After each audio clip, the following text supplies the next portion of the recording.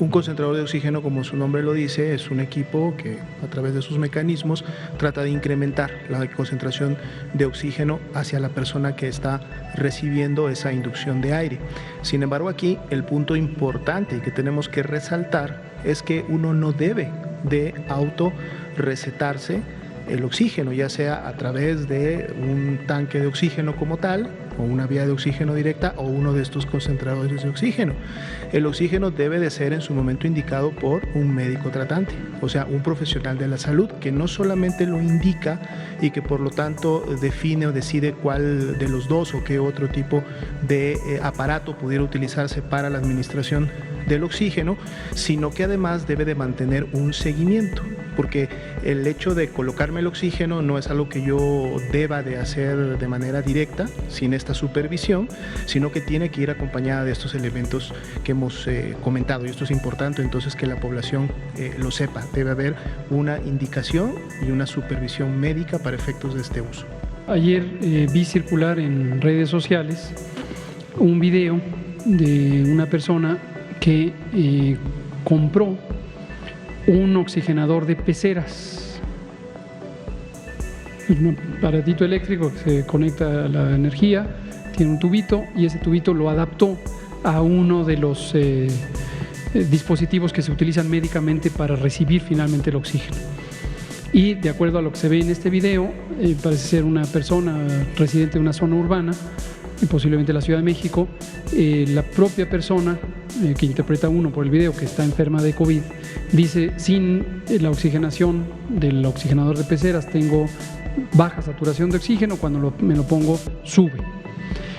Aquí hacemos la advertencia.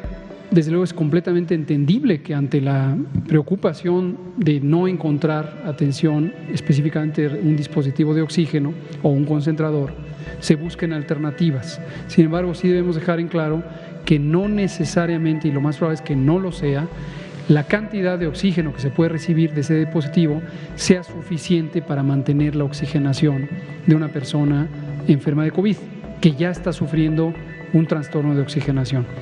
Entonces, recomendamos no acudir a esta técnica y persistir en la búsqueda de atención de salud.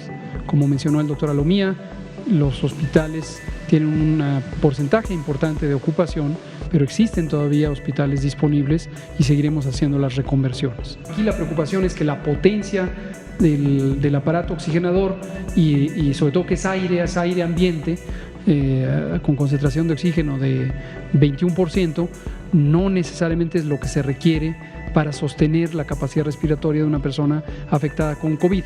Entonces, nos preocupa que se pierda tiempo con la esperanza de que eso va a resultar y al paso de quizá horas o días, muy pocos días, se deteriore la persona y entonces se dé cuenta tardíamente de que no es la solución adecuada médicamente hablando. Este tema lo estamos llevando con múltiples protagonistas. Para empezar, las dos empresas mayoritarias son prácticamente las únicas que en México producen y comercializan oxígeno, son Crioinfra y Praxer, que distribuyen oxígeno o los tanques de oxígeno a través de una serie muy amplia de distribuidores, no necesariamente propiedad de estas dos compañías, sino son casas comerciales que distribuyen. El factor limitante no es la producción de oxígeno, sino es dónde envasarlo. Los tanques de oxígeno tienen una serie de estándares de seguridad industrial, se requiere que tengan ciertas características. No es desde luego adecuado que alguien pudiera fabricar su propio tanque y dijera pónganme aquí el oxígeno. Requieren ser fabricados con condiciones muy particulares y esto está reglamentado desde luego en normas de seguridad industrial y también para el uso humano en disposiciones sobre salud. Y ese es el factor limitante, que se está acaparando los tanques de oxígeno, acaparando. La situación posiblemente común es una familia que ante la preocupación de que pudiera alguien padecer COVID, mejor consigue un tanque y lo tiene en casa y prefiere pagar la renta. La mayoría de las adquisiciones de tanques para uso doméstico, para uso personal, es decir, fuera de hospitales, son por renta. hay quien de plano lo compra, entonces lo tiene ahí, y si eso es una persona o una familia no pasa nada, pero si son miles de familias o decenas de miles de familias, desde luego se acaba la cantidad de tanques disponibles. Para cada quien que tenga el tanque en casa es totalmente entendible, desde mi punto de vista completamente legítima su motivación de asegurar que está protegido, vamos a decir, en tener la posibilidad de usarlo.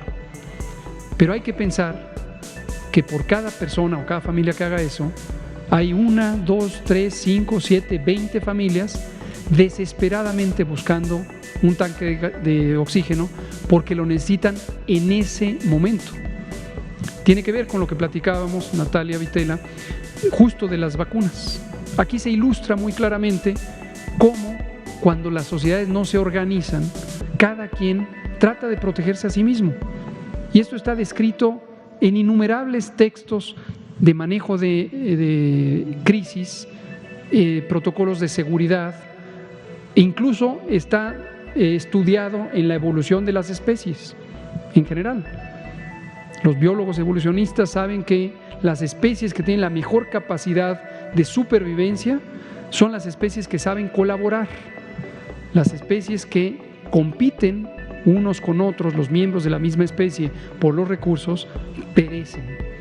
Entonces, llevado a esta situación tan cotidiana y tan dramática, cada familia, cada persona que tenga un tanque de oxígeno que no lo necesite en ese momento, le está quitando días, horas y minutos de vida a otra persona y a otra familia. Y a veces puede ser que diga, pues no me importa porque no conozco a las otras familias. Desde luego eso revela una importante afectación de la capacidad de ser solidarios. Pero ¿qué tal si esa otra familia es un familiar que no conoce o con el que no habla en cierto tiempo y después se entera que su acaparamiento contribuyó a dañar a alguien que sí le es significativo? Entonces la recomendación aquí es esa. Ahora, respecto a cómo el gobierno está interviniendo para lograrlo, platicamos precisamente con las compañías que producen, y otro de los elementos que nos indicaron es que además de producir oxígeno medicinal, producen oxígeno para usos industriales. Y una parte también muy sustantiva de la producción de estas empresas es para el uso industrial del oxígeno. Y entonces estas empresas están obligadas a cumplir contratos para el uso industrial que restan o demeritan o retardan la oportunidad de tener oxígeno medicinal. Déjeme, le completo la idea. Está por salir seguramente en las próximas horas o días, un par de días, cuando mucho, un acuerdo del secretario de Salud, que es una acción extraordinaria en materia de salubridad general, que prioriza el uso o la fabricación de oxígeno medicinal. Perfecto. Y ante esta escasez y sobredemanda, ¿no se ha platicado comprar tanques de oxígeno al extranjero? Estamos viendo varias opciones y efectivamente esto lo conversamos en el gabinete de seguridad, y el lunes precisamente fue la más reciente conversación específica sobre eso, y el presidente involucró, lo cual me da mucho gusto porque es una persona muy competente, al procurador del consumidor, a Ricardo Sheffield, y él está haciendo una reconstrucción de toda la exploración del mercado que ya venía haciendo con fines de cumplir las funciones de la Profeco y sancionar, cosa que ha ocurrido, abusos, sobreprecios, acaparamiento, pero además ahora está haciendo otra cosa muy benéfica, que es explorar un mapa de oportunidades de dónde podríamos tener reemplazos de tanques de oxígeno.